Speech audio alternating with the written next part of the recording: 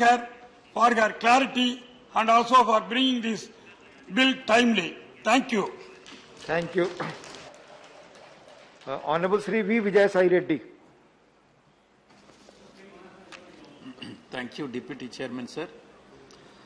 I would like to state that I, on behalf of our party, fully support the bill as it helps to resolve retrospective tax disputes with the government on which it has to incur a lot of costs for international litigation, and this will eventually also promote the trust between the foreign companies and the government, and it positively impacts our ease of doing business. So we appreciate the Honourable Finance Minister for bringing this amendment bill. I hope the Honourable Honourable Finance Minister, from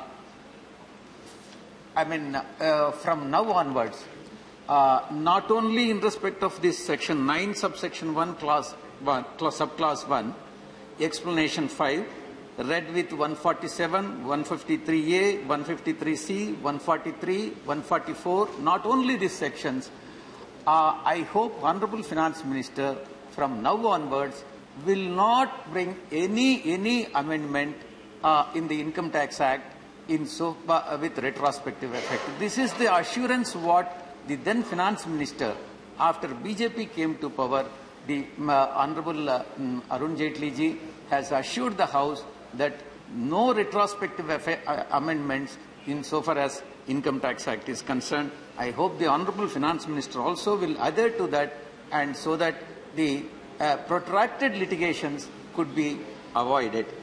Sir, 2012 amendment has brought us a lot of criticism from the international quarters, as it was passed to overturn the Supreme Court judgment in Vodafone case, which has held that the capital gains arising from the indirect transfer of Indian assets are not taxable under the then existing provisions of Income Tax Act 1961.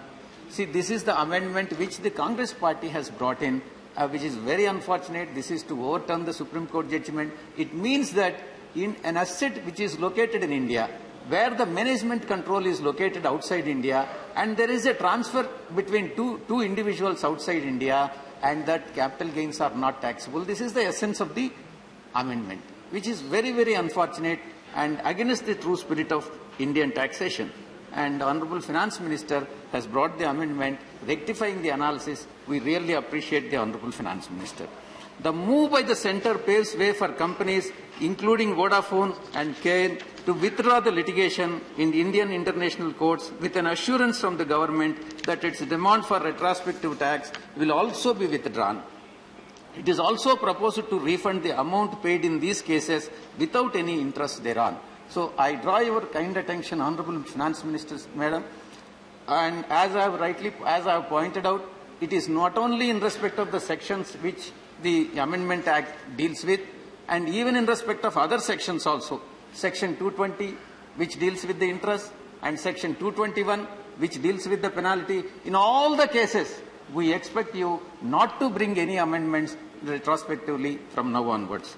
Sir, recently, an international tribunal awarded 1.7 billion to Cairn Energy to be paid by the Indian government. This will accrue a huge amount of savings to the exchequer and settle 15 years old transaction which has adversely impacted India's efforts to project itself an investor-friendly destination. So we appreciate that. So last point, sir. This should hopefully allow more tax certainty, but it is expected that the government not just forgoes the tax demand of such indirect transfers before 212, but also any dispute that could arise retrospectively in the years 2012 to now also.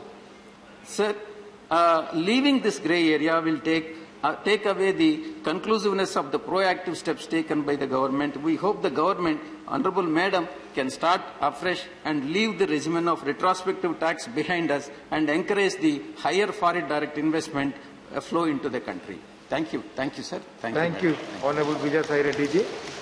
Honourable Sri John Brittus. Honourable John Brittus, not present.